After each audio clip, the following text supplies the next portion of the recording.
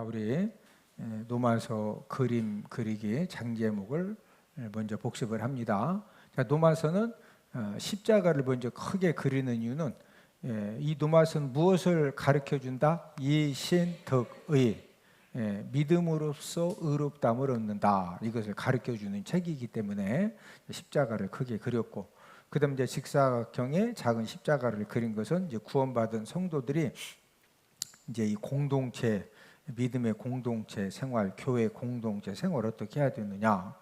자, 1장부터 3장은 뭐에 대한 내용이다? 죄.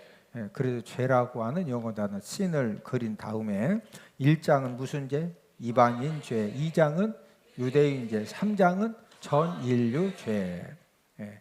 이 세상의 모든 사람은 어떤 사람들이다? 죄인이다. 자, 이 죄 문제를 해결받지 못하면 어디 가야 돼요? 지옥 가야 되죠. 그래서 이 죄 문제를 해결해 주시려고 이 땅에 누가 오셨다? 예수 그리스도께서 오셨다. 4장은 칭의. 자, 의롭다 칭함 받는 것을 아브라함의 믿음을 가지고 설명을 해 주셨는데, 아브라함이 의롭다 칭함 받은 것은 행함으로다, 믿음으로다? 믿음으로다. 이제 행함으로는 순악질죄인이지요.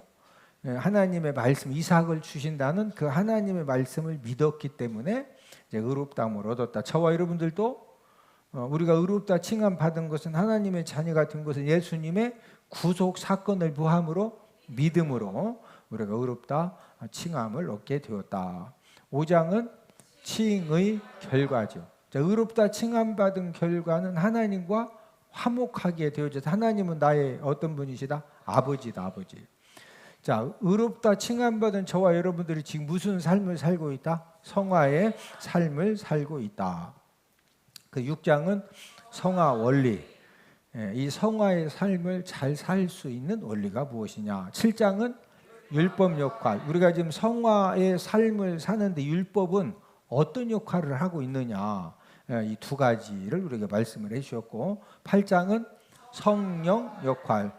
저와 여러분들이 성화의 삶을 사는 데 있어서 이 성령님의 역할이 절대적이다. 이것을 우리에게 이제 말씀을 해주셨고, 그 다음에 이제 9장, 10장, 11장은 이스라엘에 대한 말씀이죠. 그래서 9장은 선택받음. 아브라함의 아들이 8명인데 그 8명의 아들 중에서 어떤 아들의 후손들의 선택을 받았다? 이삭의 후손들의 선택을 받았다. 선택을 받았지만 10장은 복음 거부지요. 이제 사도 바울 때도 십자가의 복음을 거부했는데 지금도 여전히 유대인들은 복음을 거부하고 있다. 11장은 회복 예언. 그러면 유대인들은 다 지옥 가느냐?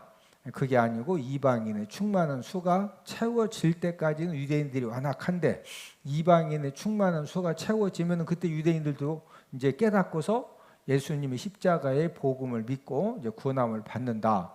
그 다음에 12, 13, 14장은 성도 의무 1, 2, 3이죠. 그리고 이제 12장은 성도 의무 1인데 하나님 교회 사회에 대한 의무고, 13장은 의무인데 국가의 종말에 대한 의무고, 14장 의무 3인데 비판하지 말라, 덕을 세워라. 우리가 지금 15장을 공부하고 있는데 15장은 장제목이 이방인 사도직이다. 특별히 이제 사도 바울은 누구를 위해서 사도로 부름받았다? 이방인. 마지막 16장은 문안 인사로서 끝나고 있습니다.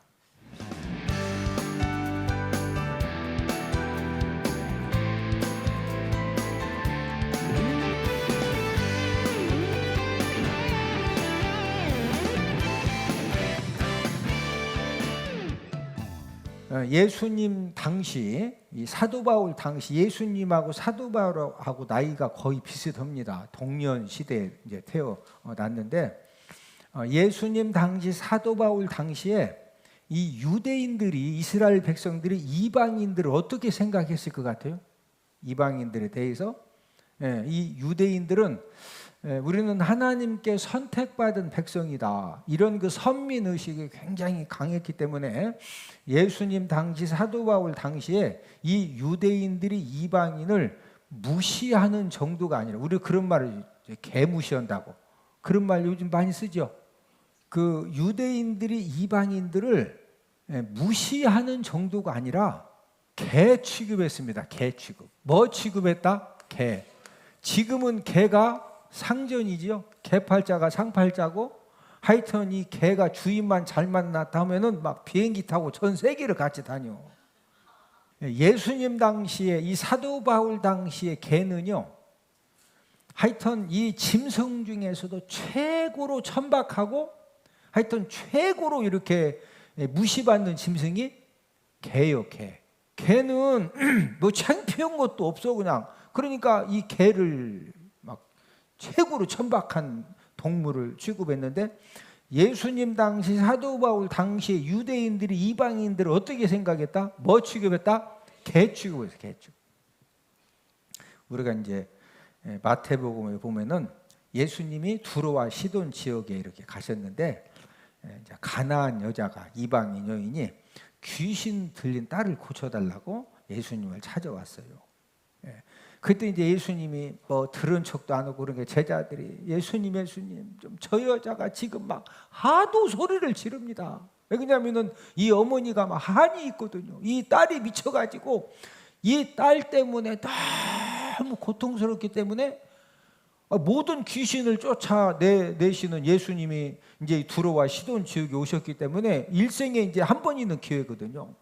그러니까 이 가나안 여자가 막 예수님이 들은 척도 안 해도 막 소리 지르니까 제자들이 좀 예수님 제발 좀 저 여자 좀 보내달라는 얘기는 좀, 어차피 계속 다 귀신 다 쫓아내 주셨는데 저 여자 딸도 좀 귀신 쫓아내도 좀 보내달라, 이제 그 이야기거든요. 그런데 이제 이 이방 여인이 안 되니까 막 예수님 앞에 쫓아와가지고 막 내 딸 좀 고쳐달라고 그랬더니 예수님이 뭐라고 그랬어요? 자녀의 떡을 취하여 뭐에게 던짐이 마땅하지 아니하니라 개들에게. 우리 마태복음 15장 26절을 한번 찾아보십니다. 시작. 대답하여 이르시되 자녀의 떡을 취하여 개들에게 던짐이 마땅하지 아니하니라. 이 자녀는 이스라엘 백성들이거든요. 이스라엘 백성들이 먹어야 될 이런 치유의 떡, 귀신 축사의 떡, 은혜의 떡, 이것을 취해가지고 개들, 너희 같은 이방 이 사람들에게, 이 이스라엘 백성들이 먹어야 될 떡을 너희 같은 이방, 개와 같은 이런 이방 사람들에게 던져주는 것이, 떡을 주는 것이 마땅하다, 마땅하지 않다, 마땅하지 않다. 자, 그러면 우리가 여기서 한 가지 생각할 것은, 예수님도 이방인을 개 취급하셨다는 말씀이냐? 그것은 아닙니다. 그러면 왜 예수님이 가나안 여인에게, 이 개들에게 이런 표현을 사용하셨느냐? 그것은 지금 이제 예수님이나 제자들이나 그 이방인들에 대해서 저 개와 같은 사람들이다, 뭐 개들이다, 뭐 이런 표현을 써도 예수님 제자들이, 야, 우리 예수님이 저렇게 언어 폭력하신다, 그 언어를, 말을 예쁘게 좀 우리에게 가르쳐 주시지. 제자들은 예수님이 뭐 개들 뭐 그런 표현을 써도 원래 유대인들이 이방인들에 대해서 뭐 취급했다? 항상 대화할 때도 다 막 개 같다 하고 했기 때문에 제자들은 그 용어 자체가 아무 문제가 없어요. 자, 그러나 이방인이, 이 가나안 여인이 평생 살면서 유대인들하고 자주 만날 일이 없으니까, 두로하고 시돈 지역이니까 이스라엘하고 거리가 좀 떨어져 있거든요. 그러니까 그 유대인들 사이에서는 뭐 개와 같다, 뭐 개 막 하지만 이방인 여인 입장에서는 직접 자기들 보고, 자기하고 자기 딸 보고 막 이 개들, 그런 얘기를 지금 자주 들어봤을까? 처음 들어봤을까? 처음 듣는 얘기, 처음 듣는. 이해가 되세요? 여기 지금 처음 듣는 얘기거든. 여러분들 보고 막 좀 도와달라고 했더니 막 개 여에다가 니은, 막 개 노에다가 비음 막 해가면서 막 하면은 진짜 속상하겠죠? 아니 막 개 찾아가면서 하면은 진짜 화나. 이 지금 이 가나안 여인은요, 어쩌면 평생 살면서 막 이 개 못 듣고 이런 얘기를 처음 이 굴욕적인 지금 말을 예수님에게 들은 거예요. 그러면 이제 예수님이 제자들에게 뭘 보여주기 이제 유하심이냐면은, 봐라, 이 여인은, 우리가 맨날 말하는 이 개들이라고 보는데, 내가 이렇게 자녀의 떡을 주어서 개들에게 던지기 마땅치 않다, 이런 모욕적인 말을 해도 그런 굴욕과 몰욕을 다 참고서 끝까지 예수님에게 내 딸 뭐 해달라? 고쳐달라. 우리 마태복음 15장 27절. 마태복음 15장 27절 시작. 여자가 이르되 주여 올소이다마는 개들도 제 주인의 상에서 떨어지는 부스러기를 먹나이다 하니. 가나안 여자는요, 절대 뭐 예수님이 뭐 개를 찾던 소를 찾던 막 그냥 무슨 얘기를 해도 목적이 확실해요. 내 딸 뭐 해야 된다? 고침받아야 돼요. 예수님은 다 아시거든요. 저 여자는 절대로 내가 딸 안 고쳐주면 저 여자 안 간다. 그러나 제자들에게 야, 막 개라고 해도 주여 올소이다만, 여자가 이러되 주여 올소, 우리 개들 맞습니다. 멍멍 우리 개 맞다 이거요. 그런데 잘 생각해 보세요. 개들도 자녀의 떡을 개들한테는 안 주지만, 그래도 개들도 제 주인의 상에서 떨어지는 그 음식물, 그 부스러기 찌꺼기는 그 개밥 주지 않냐? 그 주인의 상에서 떨어지는 그 부스러기 먹지 않냐? 그 부스러기 은혜라도 달라는 거예요. 지금 예수님이 제자들에게 그 보게 하시는 것이, 모욕을 당하고 굴욕을 당해도 섬기려고 가야 된다. 막 끝까지 참고 매달려야 된다. 끝까지 참고 매달려야 된다 이거죠. 예수님께서 이제 가나안 여자의 딸을 고쳐 주시면서 이 하신 말씀이 굉장히 중요한 말씀이에요. 무슨 말씀을 하셨느냐? 우리 마태복음 15장 28절 그 다음 9절이죠. 자, 함께 읽습니다. 시작.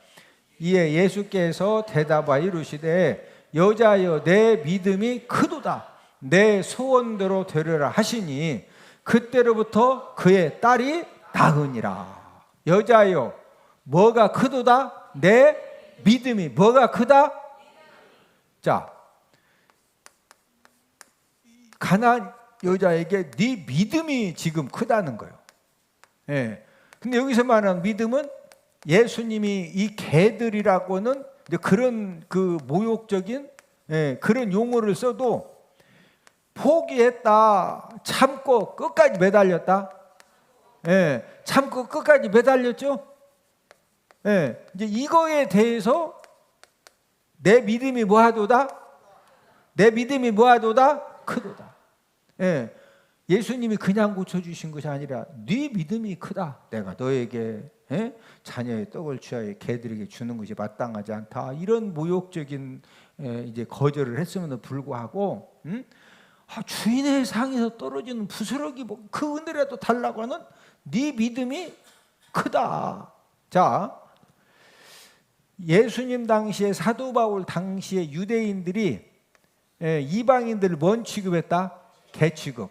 제가 이제 왜 이걸 강조하냐면은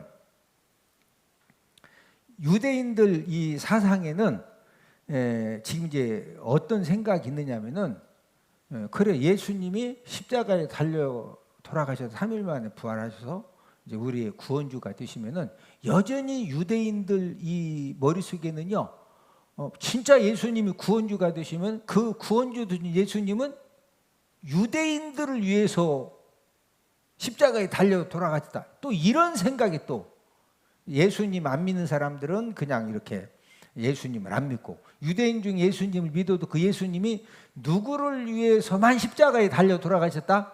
유대인. 이해가 되시죠? 그러면 자 15장 장 제목이 뭐죠? 이방인 사도직. 자, 사도 바울이 누구를 위한 사도다? 이방인.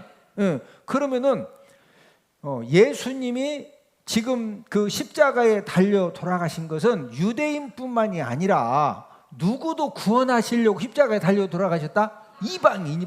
그래야 사도 바울이 자기가 지금 이방인들의 이 전도사에 거는 것이 하나님의 뜻이다. 이게 지금 이해를 시켜야 되잖아요. 이해를.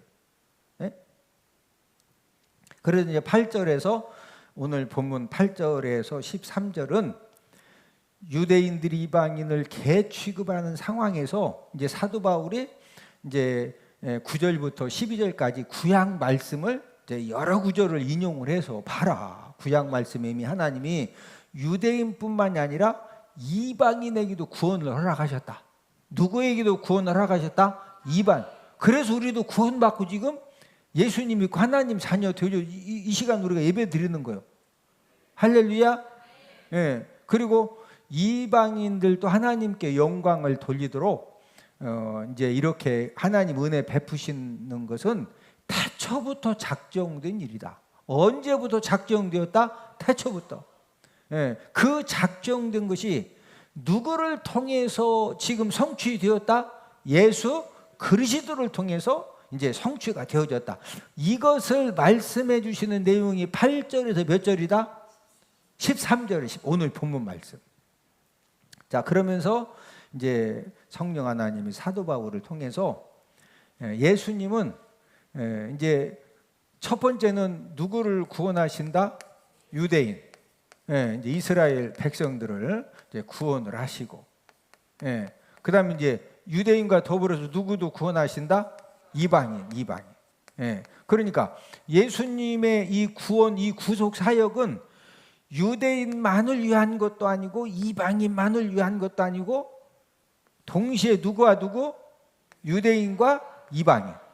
그러면서 이제 이 유대인들을 위해서 예수님이 이 땅에 오셨고 또 유대인들을 위해서도 십자가의 구속 사건을 이제 감당하셨다. 이것을 설명하는 말씀이 지금 이제 8절 말씀이에요. 8절. 자, 우리 8절을 함께 읽습니다. 시작. 내가 말하노니 그리스도께서 하나님의 진실하심을 위하여 할례 추종자가 되셨으니 이는 조상들에게 주신 약속들을 견고하게 하시고. 자, 여기 이제 8절에 보면은 그리스도께서 하나님의 진실하심을 위하여 무슨 추종자가 되셨다? 자, 유대인들을 위해서 예수님이 첫 번째 하신 일은 뭐냐면은 무슨 추종자? 할례의 추종자. 자, 이 할례의 추종자가 되었다는 이 말씀은 무슨 말씀이냐면은 이제 예수님도 8일 만에 뭐 받으셨다? 할례를 받으셨어. 할례. 자, 우리 누가복음 2장 21절.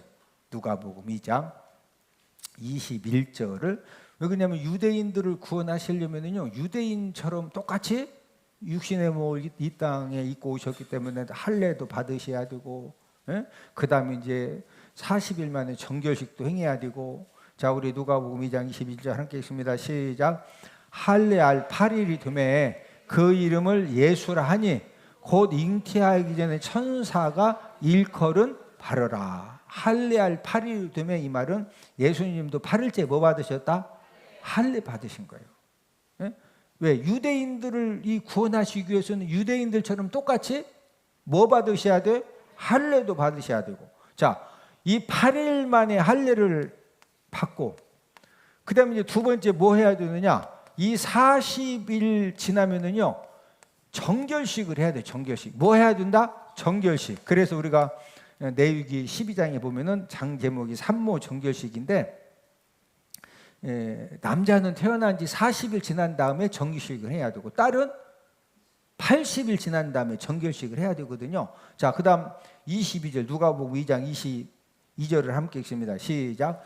모세의 법대로 정결 예식의 날이 참에 아기를 데리고 예루살렘에 올라가니. 자, 정결 예식의 날이 참에 이때가 며칠이다? 40일 지나서. 이 40일 딱 지나면은 예루살렘에 가서 뭐 해야 돼요? 정결식. 그래서 지금 이 40일 지나고 나서 지금 이 정결식을 하셨다. 이걸 지금 42절에서 말씀하고 있어요. 이해되시면 하면 그 다음에 이제 43, 44절 읽어보면은 그때 이제 정결 예식을 할 때 어떤 예물을 드렸느냐. 이제 그런 말씀이 기록되어 있는데, 이제 예물 드린 내용에 보면은 기본적으로 이제 양 한 마리는 드려야 되는데, 아버지 요셉이 뭐 하는 사람이 직업이? 목수예요, 목수. 그러니까 지금은 목수 일당이 연장 갖고 다니면 35만 원, 40만 원이요. 요즘 목수가 하루 일당 얼마라고? 35만 원, 40만 원. 연장 없이 그냥 가면 기본이 30만 원이요. 그러니까 20일 많으면 2, 3은 6, 600만 원씩 벌어. 연장 있는 목수는 갑자기 막 또 목수일 배우고 싶어요? 요즘은 뭐든지 기술이 있어야 돼, 기술이. 지금은 목수 인건비가 센데 예수님 당시에는 목수의 할 일이 별로 없어요. 그냥 목수는 말 그대로 특별한 이렇게 좋은 직업이 아니기 때문에 가정 형편이 어려워가지고 이제 이 정결례식 예물을 드리는데 기본적인 예물도 못 드리고 이렇게 이제 아주 가장 이렇게 좀 적게 드려도 되는 그런 예물을 드렸다는 내용이 누가복음 2장 43, 44, 45 읽어보면 이렇게 이제 쭉 기록이 되어져 있죠. 자, 그 다음에 이제 또 8일 만에 뭐 받아야 된다? 할례. 자, 40일 지나면 뭐 해야 돼? 정결식. 그 다음에 또 꼭 지켜야 될 것이 뭐가 있느냐면은 이제 그 율법의 아들이 돼야 돼. 무슨 아들? 율법의 아들이 돼야 되는데, 자, 우리가 이제 누가복음에 보면은 예수님이 12살 때 어디에 올라가시죠? 유월절 절기를 지키러 예루살렘 올라가셨어요. 몇 살 때 올라가셨다? 12살 때 올라가셨는데, 자, 그러면은 예수님이 이 12살 때 예루살렘 성전에 이 유월절 절기를 지키러 어떻게 12살 때 가셨을까? 그냥 이렇게 성경에 딱 그렇게 나와 있지만 이게 이제 무슨 말이냐면은 이스라엘 백성들은 이제 그 12살 되기 전에 뭐 해야 되느냐? 6살 때, 몇 살 때? 이 6살이 되면은요, 무조건 이제 이 쉐마 본문, 신명기 6장 4절에서 9절을 6살 때가 되면은 그걸 다 외워야 돼, 쉐마 본문을. 그 다음에 시편 중에 중요한 구절들을 전부 다 암송을 해야 돼요. 그러니까 지금도 이스라엘 백성들은 자녀들에게 하여튼 이 6살 되기 전까지 이 쉐마 본문 신명기 6장 4절에서 9절을 무조건 100%다 암기를 시키고, 또 시편 중에서도 중요한 구절은 이것을 꼭 암송을 시켜야 돼. 그래야 어머니로서 이게 이제 그 정상적인 어머니입니다. 만약에 그걸 못 외워, 그러면 이제 IQ가 30, 40이어서 이제 이렇게 장애 시설에 가서 이렇게 좀 도움을 받아야 되고, 이게 정상적인 아이들은 6살 되면은 쉐마 본문하고 중요한 이 시편 9절 말씀을 다 뭐 해야 된다? 암송을 해야 돼요. 그 다음에 이제 10살이 되면은 뭐 배워야 되느냐? 율법의 해석집, 이 미시나를 다 배워야 돼. 10살까지는 의무적으로 다 배워. 그 다음에 이제 13살이 되면은 몇 살? 이 13살이 되면은 비로소 율법의 아들이 되는 거예요. 자, 율법의 아들 되는 데는 몇 살 돼야 된다? 13살. 자, 그런데 예수님이 왜 이제 12살에 그 예루살렘 성전에 올라가셨느냐면은 13살에 이 율법의 아들이 되면서 이제 회당 각 지역마다 예루살렘 성전 예루살렘에 하나 있고 각 이제 지역마다 회당이 있는데, 이 회당 회원이 이제 율법의 아들이 되면서 이 회당 회원이 이제 13살을 되는데, 이 율법의 아들이 되기 위해서는 의무적으로 하여튼 이 율법의 아들 되기 1년 전이나 2년 전에 무조건 성전에 올라가서 율법의 아들이 취할 행동들을 교육을 받아야 돼요. 그래서 이제 유월절 절기를 마치고 가족들이 이렇게 내려오다가 보니까 예수님이 보여서 안 보였어요? 안 보였죠. 가서 찾다 가니까 어디에 예수님이 계셨어요? 성전에 계셨죠. 왜 그러냐면 이제 이 제사장들에게 그런 교육을 받으면서 서로가 이제 이게 관계가 되어졌기 때문에 그런 이제 대화가 계속 이제 이어지게 된 겁니다. 그래서 예수님께서 이제 12살 때 예루살렘 성전을 방문하시기 위해서는 몇 살에 율법의 아들이 된다? 13살. 예수님은 몇 년 전에 이 율법의 아들이 되기 위한 교육을 받으러 가셨다? 1년 전에. 자, 예수님이 유대인들을 구원하시기 위해서 무슨 추종자? 할례의 추종. 8일 만에 뭐 받았다? 할례 받았다. 자, 40일 지나서 뭐 했다? 정결식 행했다. 또 12살이 6월절에 올라가셨다는 것은 무슨 아들이 되기 위해서? 율법의 아들. 이런 것들을 다 우리가 지금 요한복음 7장에 보면은 장제목이 초막절 예수님이죠.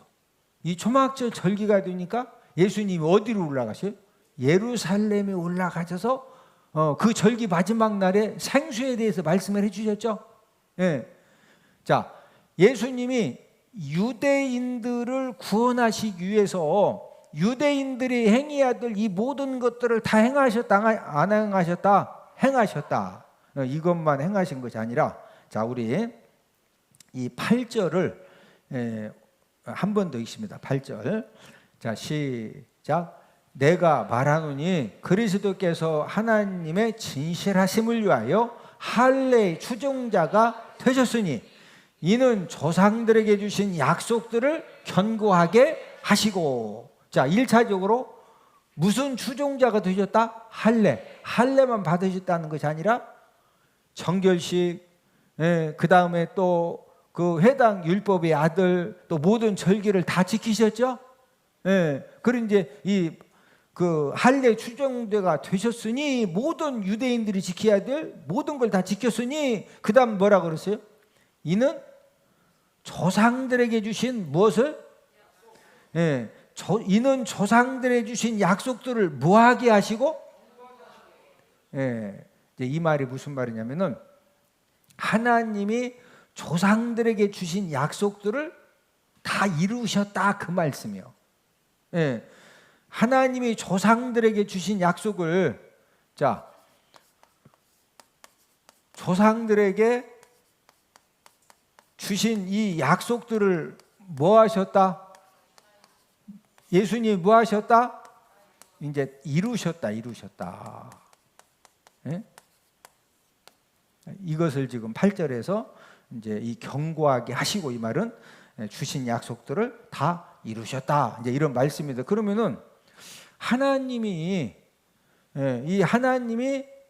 이 조상들에게 주신 약속들이 뭘까요?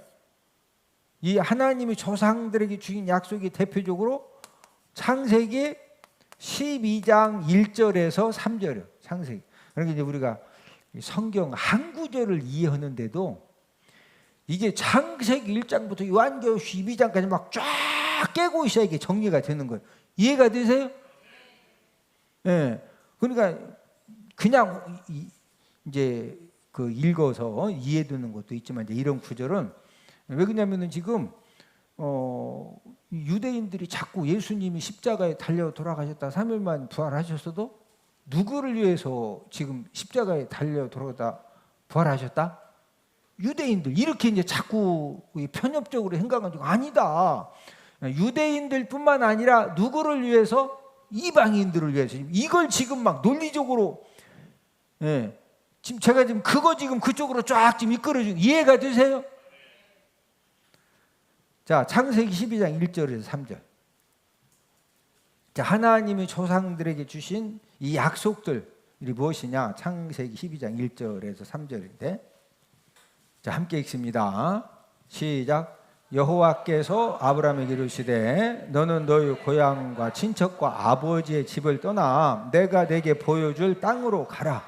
내가 너로 큰 민족을 이루고 내게 복을 주어 내 이름을 창대하게 하리니 너는 복이 될지라.